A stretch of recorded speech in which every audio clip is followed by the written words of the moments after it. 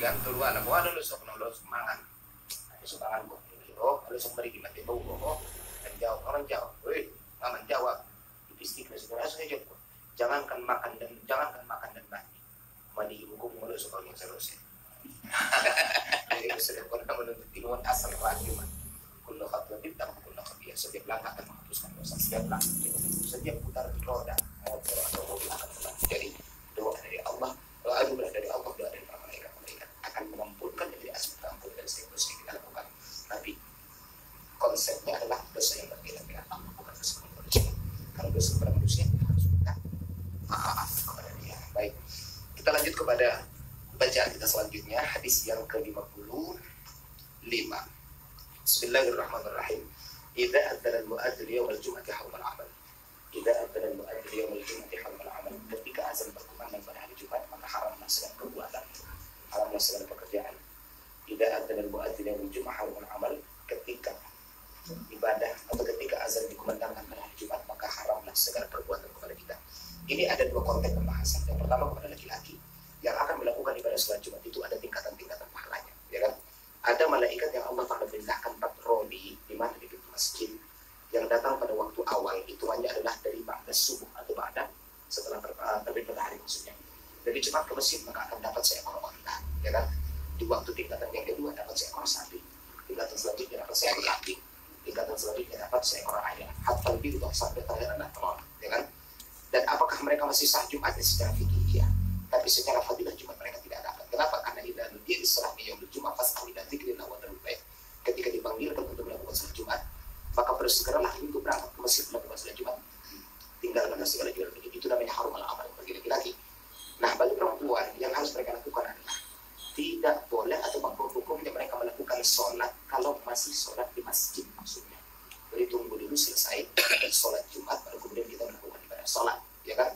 Nah, ini yang kedua. Kemudian selanjutnya adalah ketika berkumandang azan maka dalam kitab Nihayatul Zain salah satu etika yang diajarkan ketika Muhammad bacalah raditu billahi wa bil islam dinan Muhammad nabi wa rasulullah, ya kan? Baru kemudian balaslah panggilan azan maka orang yang membaca itu insyaallah Allah Taala ampunkan dosa anda al-mutaqaddimah yang telah lalu dan dosa yang akan datang yang bukan raditu billahi rabban wa bil islam dinan Muhammad nabi wa rasulullah. Baru kemudian setelah itu ketika kita di masjid bagi laki-laki maksudnya dan bagi perempuan di rumah dipersilahkan bacalah apa yang dikatakan oleh Abu Nuwas dalam kitab Majuri apa itu ilahi rasfil firdaus ahla wala aqwa an al jahil fahaba di tawbul fil qulubi inna Allah fil tarbil adil. Baca Adam kali yang melazimi atau membiasakan bacaan diri insyaallah dia tidak akan meninggalkan dunia kecuali dalam keadaan husnul khatimah.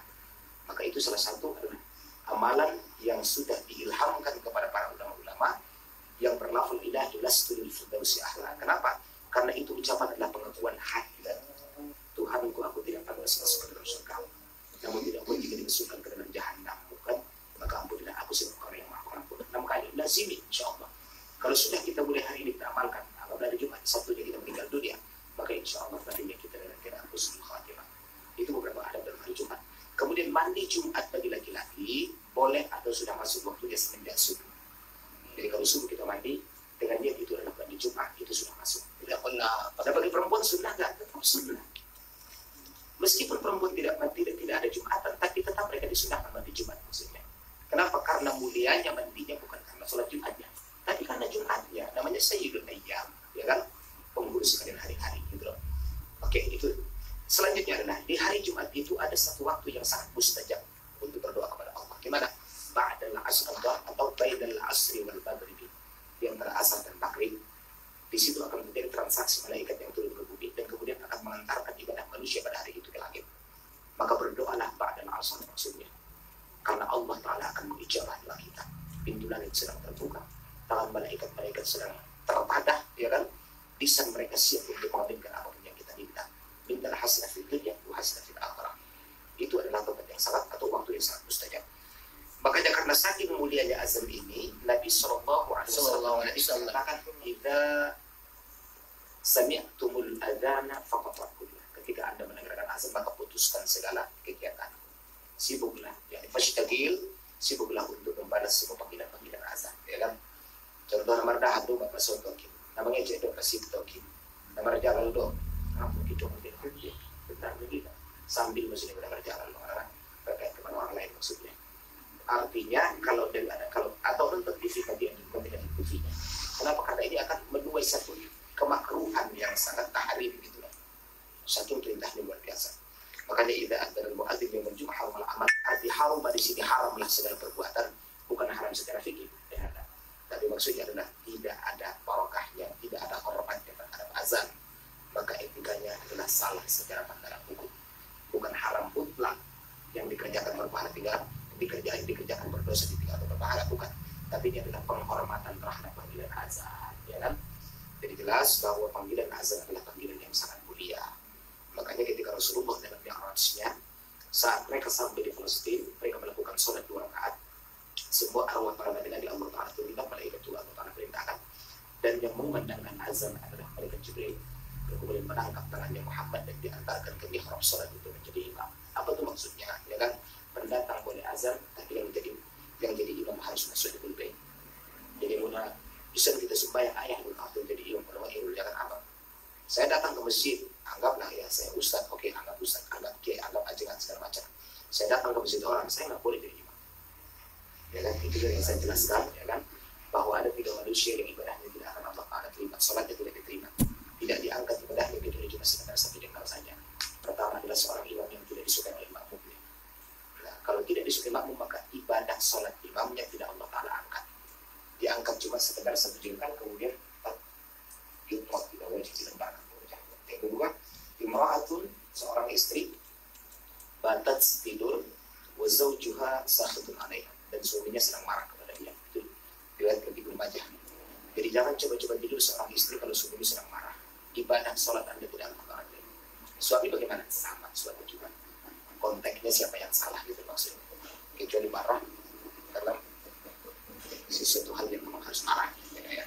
Kemudian yang ketiga adalah seorang ataupun 2 saudara yang tidak bertemu sama, marcelek, marbadai, miskomunikasi, misunderstanding, marana betek, marana betek dengan godengana, dengan wah, nah itu tanda dia contoh kan. Ibadah sholat tidak akan terima, hati-hati. Jadi kalaupun fikirnya bagus, khusyuknya oke, tapi kalau yang 3 macam ini terjadi dalam kehidupan kita, maka sholat kita tidak akan terima. Sia-sialah apa yang kita lakukan. Jadi hikmah azan ini tidak adzan muadzin yaumul jum'ah haram al-amal. Ketika dikumandangkan azan pada hari Jumat, maka haramlah segala kegiatan kita. Jadi ketika azan, so berjalan doang. Oh, ini mana baru dia berdakwah. Dan mengisi waktu untuk berzikir maksudnya kan. Makanya baca Allah Akbar sesuai dengan jawabannya. Itu hadis yang ke-55. Diriwayatkan oleh Imam Ad-Dailami. Siapakah Imam Ad-Dailami? Nama Imam Ad-Dailami adalah Abu Syuja' bin Sahradar. Abu Syuja' bin Sahradar, dia lahir pada tahun 45 Hijriah, kemudian meninggal pada tahun 509 di kota Baghdad. Itu salah satu al-hafidh, yang namanya al-hafidh, orang yang menghafal 100.000 hadis bersama salat-salatnya. Itu bukan urusan kecil itu. 100.000 hadis. Ini adalah al-hafidh ya, termasuk Imam Ad-Dailami, termasuk Imam Hanbal, Imam Syafi'i, Imam Hanafi, Maliki, 100.000 hadis cuma. Itu paling benar 2 hadis, 22 hadis. 1, ini nama apa pilihnya? 2, antara batu bina lima, tolawul ilmu. Ini nggak masuk ya. Jadi saudara kaum muslimin, perlu kita miliki adab-adabnya karena ini adalah anjuran dan perintah bagi Muhammad SAW. Jangan kita membiasakan. Dan orang yang tidak mau menikmati panggilan azan itu akan mensusahkan dia dalam sakaratul maut. Jadi orang yang suka mendengar azan kemudian dia balas, ya kan? Sesuai dengan jawaban-jawaban kalimat per kalimat, itu salah satu ibadah yang mempermudah Anda dalam sakaratul maut, sehingga mudah mengucapkan la ilaha illallah, dan kita akan berakhir kemudian dengan husnul khatimah. Ditandai dengan 3 perkara. Pertama, urukul jabin, kening Anda akan berkeringat. Yang kedua, insyaallah khaimus, Anda akan keluar. Kemudian yang ketiga adalah keluar air matanya. Kalau terjadi yang ketiga ini, pastikan husnul khatimah. Keringat di keningnya, ya kan? Keluar ingusnya, basah matanya dengan air matanya, maksudnya itu husnul khatimah. Dan ada lagi yang lebih luar biasa, meninggal dalam keadaan tersenyum. Itu salah satunya Abdullah Al-Mubarak. Subhanallah. Kenapa dia sampai tetap baru meninggalkan? Sebab dia sedang menatap surga dan terpesona pada pandangan surga. Tetapnya itu senyumnya. Dan kalau terjadi 3 hal dalam akhir kehidupan seorang manusia, maka dia husnul khatimah. Siapa?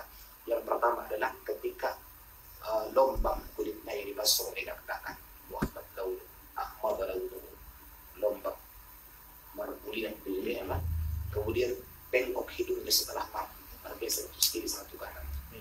Kemudian Allah akan menggantikan makhluk seperti kerbau yang pergi sembelih. Waliyadu bin hati-hati. Makanya dia jangan kepada kita ilahi lastu lil firdaus a'la, dan dia jangan kepada kita doa setelah tahiyat. Allahumma inni a'udzubika min adab. Allahumma inni a'udzubika min adab. Lalu deh. Nah, nanti harus ditulis. Kau coba buka kan? Insyaallah. Allahumma inni a'udzubika min adab. Masih kejar. Dapatkan sebelum sarang maksudnya. Itu beberapa usaha yang insya Allah untuk kita dalam usaha. Kemudian termasuk lazimilah atau biasakanlah bersiwak. Kenapa? Karena siwak itu juga akan membuat kita memfasihkan lisan kita saat mengucapkan la ilaha illallah dalam salawat lima kita. Siwak. Ngadong kayu siwak na bayin baju. Ngadong bayin jilbab. Ngadong bayin mukena. Nasitulah jilbab dialak may pagkinayin ko siwak. Ini yang dia Praktik langsung aja. Mana siap? Membulungkan hijau gusti kedua ya. Wadikan Siwak itu memudahkan kita dalam memfasihkan ucapan lisan kita sama Tuhan. Itu hadis ke mana? Baik, hadis ke mana? Bismillahirrahmanirrahim. Idza ataita majja'aka fatawadda wudu'aka lis-salati. Ketika Anda mau itu.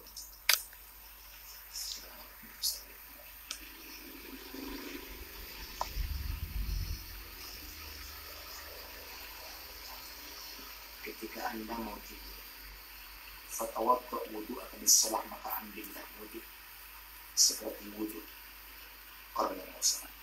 Ini adab ya. Terus lalu kemudian thumma taji' ala shiqqikal ayman. Kemudian tidurlah di atas lambung kanan, artinya sebelah kiri atas. Adab. Kamu mau tidur itu sedap ya. Bantal atau orang bantal tangan tangan hati supaya hatinya tetap ada harakah, ada gerak, dia tetap berzikir sebelum kita tidur maksudnya. Lebih baik sebelah kiri kantong ibarat kalau logika kan lonya warna tertekan maksudnya kan. Shiqqikal ayman, ini shiqqikal ayman, berarti kiri di atas. Begini tidur yang dicontohkan bagi Muhammad SAW. Kalau untuk tengkurap atau pelungkup tidurnya syaitan. Ya kan? Kalau ada atas begini tidurnya para dokter. Kenapa? Karena akan memudahkan lambung kita dengan jalan kosong. Tapi sebentar doang yang boleh, sunnah kembali lagi seperti ini. Kan? Syikr lainnya. Setelah berwudu, baru kemudian tumakul, kemudian baca. Ini doa yang diajarkan oleh Muhammad. Allahumma aslamtu wajhi ilaika, ya Allah, aku serahkan wajahku kepadamu. Ternyata berserah diri. Tinggalkan segala urusan dunia. Kalau Anda membawa urusan dunia Anda saat Anda sebelum tidur, maka paginya darah Anda tidak akan sehat. Anda akan merasakan ada banyak gelisah yang menghantam jiwa, ya kan? Atau mungkin darah sedang naik, akhirnya terjadi darah tinggi, atau mungkin diabetes sedang naik, akhirnya terjadi diabetes. Kenapa? Karena Anda bermasalah dalam tidur Anda. Nah, besi kosong pun ya. Jadi kalau ada mengatakan asuhan terbunuh pikiran dan hati-hati, Anda sedang menanti satu penyakit yang susah untuk diobati.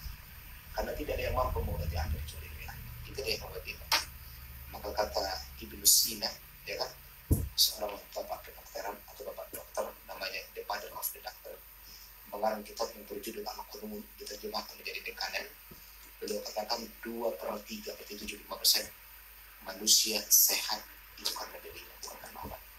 Dan manusia yang berpenyakit, kalau dia maksudnya punya motivasi terhadap diri, pasti akan balas. Ada seorang perempuan Amerika namanya Elizabeth. Dia punya sebuah penyakit borongan. Maksudnya dia ada komplikasi arun atau kondisi sudah. Pokoknya dokter sudah memponis hidup Anda paling 1 bulan. Maka itu bulan Anda akan mati. Dengan tulus semangat saya jalan kaki ketika pagi, habis itu dia renang. Pokoknya terus gerak terus. Akhirnya belum sampai sebulan apa-apa. Disembuhkan Allah SWT. Kenapa? Ada rasa optimisme saat itu. Jadi yang membuat kita miskin bukan karena kita maksudnya tidak berusaha, tapi karena loyonya semangat kita untuk mengejar apa yang sedang kita cari. Ketika Anda merasa putus asa, maka disitulah saatnya Anda sudah terjatuh. Jadi Anda atau kita kalah sebelum berperang, jatuh sebelum berjuang. Pengecut yang tidak akan menjadi seorang pemenang, dan kita adalah seorang pejuang. Itu saatnya. Jadi yang membuat Anda sehat adalah kekuatan diri dari dalam, namanya thiqatul nafsi. Jadi harus motivasi diri tetap kuat.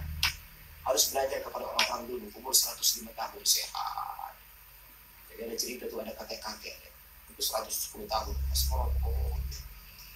Kakek ya, emang enggak ada yang ngajak jangan merokok? Ada banyak. Tidak apa, kalau dia saat itu sekarang mana udah pada mati. Dia nggak mati, dan dia merokok. Kenapa? Karena pikiran dia tenang. Makanya orang gila nggak ada yang menang dia. Orang gila nggak ada yang pun, dan orang gila nggak ada yang kena corona. Kenapa? Karena otak dia mungkin nggak ada otak jadi tenang gitu loh. Sisa daro maksudnya kan. Nanti sana mau dan penyakit ibu haji. Nah, makanya orang gila nggak punya penyakit kecuali gilanya doang penyakitnya. Yang lain sehat-sehat aja. Padahal makanya untuk sampah kan. Itu maksudnya yang jadi motivasi bukan gilanya ya, ketenangannya maksudnya. Takut kalau lebih gila jadi motivasi. Aku gila mau nih. Besok rame-rame jadi gila. Nah, jadi serahkan segala urusan kepada Allah. Anda berharap ketika besok kita membuka kehidupan batu kita, saat dibangun sebelum kita, segala urusan dan problem hidup sudah Allah Ta'ala kelarkan. Kenapa? Aslamtu wajhi ilaika. Aku serahkan segala wajahku kepada Allah. Wa fawwadtu amri ilaika. Aku persembahkan urusanku kepada Allah. Biar Allah yang maha menyelesaikan sebelum Anda tidur. Jadi seolah kita sedang berbicara kepada Allah, Tuhan, biarkan hamba memejamkan mata dan tidur, ya kan? Dan di saat tidurnya hamba tolong selesaikan masalahku. Kan kalau digantikan dibacakan begitu. Ya Allah, biarkan aku memejamkan mata, ya kan? Biarkan aku tertidur, Rabbi, ya kan? Biarkan aku istirahat, karena besok pagi atau nanti saya mau tahajud, mau sholat subuh. Di saat aku tidur dan mataku masih tertutup, aku sedang diberi oleh mimpi indah, tolong selesaikan masalahku. Maksudnya tadi nomor 2 tadi. Dia benda masalah di bawah mereka ya, kalau pusing. Ini suruh bung kekeng. Modem, bangunnya. Nauzubillah. Kenapa? Anda bawa masalah Anda begitu. Fitrahnya nggak boleh begitu deh. Makanya dalam surah An-Naba dijelaskan, ya kan, waja'alna al-laila libasa, waja'alna an-nahara ma'asyan, waja'alna nawmakum subata. Kami jadikan tidur itu adalah untuk istirahat Anda. Kami jadikan malam adalah pakaian Anda. Kami jadikan siang adalah kehidupan Anda. Anda buka toko pada subuh, contoh. Anda tutup ketika maghrib. Atau Anda buka toko pada subuh, Anda tutup jam 10 malam, penghasilannya sama. Coba dipraktek insya Allah. Sekali 2 kali mungkin bisa lah. Tapi selanjutnya pasti. Kenapa? Kalau orang sudah tahu Anda maghrib udah tutup, pasti mereka akan lebih cepat belanja ke warung Anda. Kita kembali kepada fitrah. Kalau dijadikan siang adalah kehidupan, dijadikan malam adalah untuk pakaian. Cuma ketika kita lari dari fitrah alam yang Allah Ta'ala jadikan, biasanya terjadilah kontroversi yang tidak Anda inginkan. Kejadian tidak seindah apa yang Anda bayangkan. Kenapa? Kita lari dari hukumnya Allah. Nah, itu kan satu. Yang kedua, terkadang kenapa tidak berkembang usaha yang kita ciptakan atau usaha yang kita rintis? Karena nikmatnya lebih banyak Anda nikmati, syukurnya terlalu nihil Anda minati. Nanti kan maksudnya? Kita punya nikmat Allah 10 juta sebulan. Syukurnya kita kasih cuma 100.000 kepada Allah. Nggak seimbang. Nggak seimbang. Dikisahkan dalam surah Nabi Musa. Ada keluarga 2 orang suami istri yang tidak punya anak, miskin sangat luar biasa. Sampai si istri mengatakan kepada suaminya, kita akan dekat dengan Musa. Tolonglah sampaikan karena beliau adalah kalamullah, bisa bicara dengan Allah. Supaya Allah kayakan kita. Maka dia memberanikan diri si laki-laki, si suaminya ini datang kepada Musa. Tolong kayakan atau minta kepada Allah supaya kita dikayakan. Dikabulkan Allah. Tapi kontraknya cuma dikasih setahun doang kaya. Habis 1 tahun, miskin lagi. Baik, berlalulah masa, ya kan? Minggu berganti bulan-bulan berubah jadi tahun. Lebih dari setahun, hampir 2 tahun. Nah, kita miskin-miskin, yang ada makin kaya, ya kan? Nah, sampai Musa baru ingat gitu loh.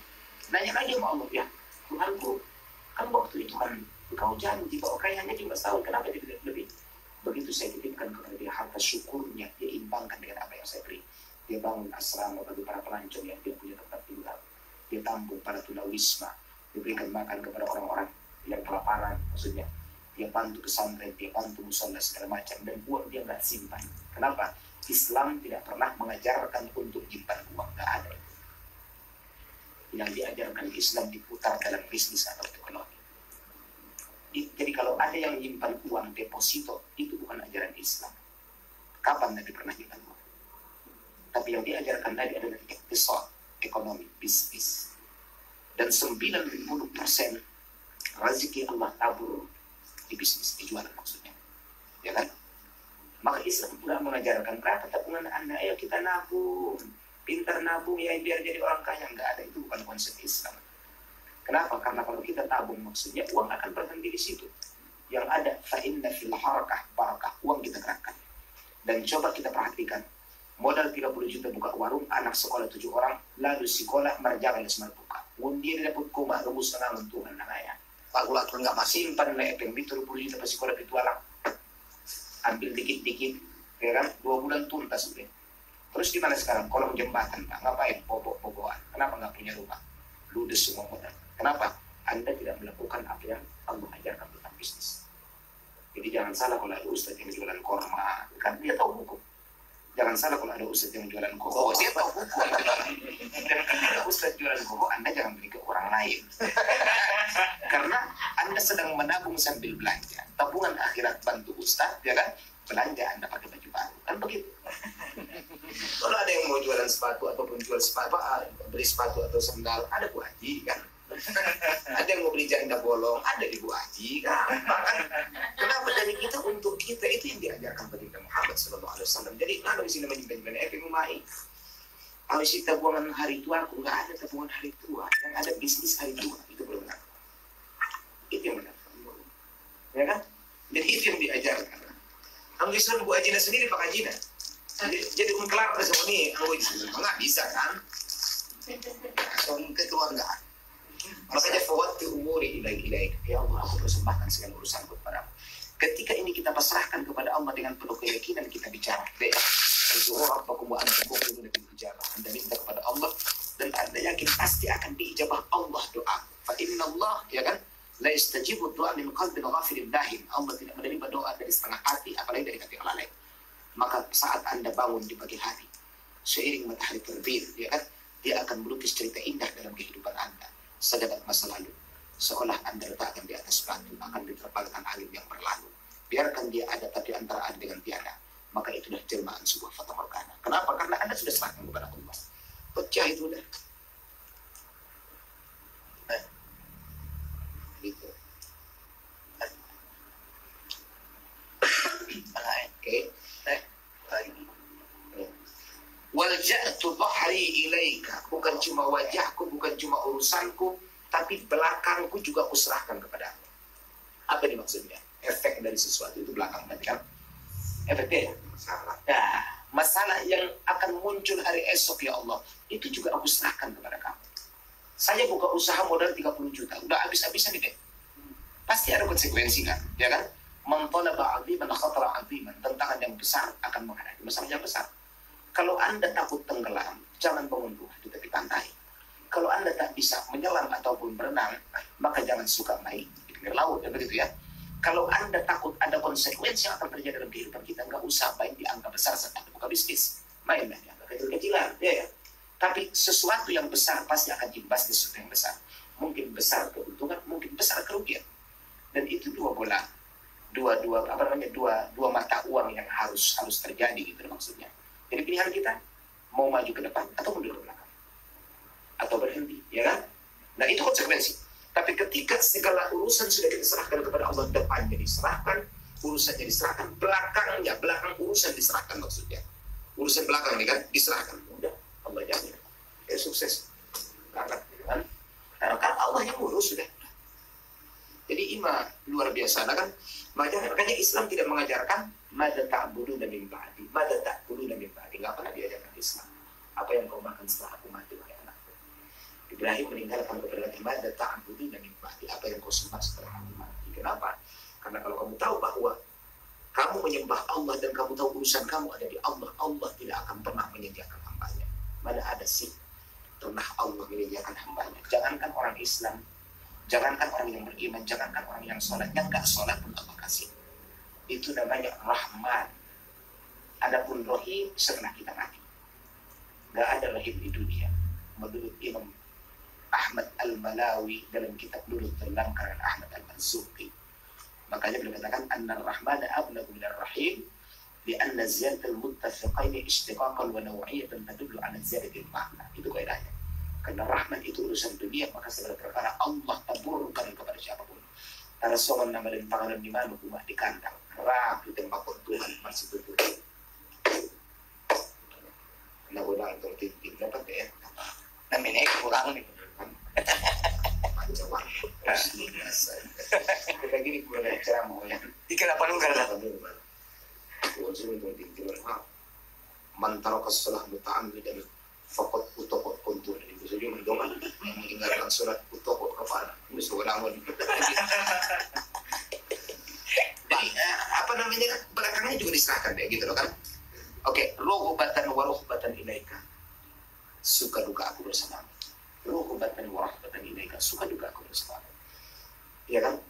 Nah, kalau Syekh Abdul Qadir Al-Jailani contohnya mengatakan saya heran ajabul ajaib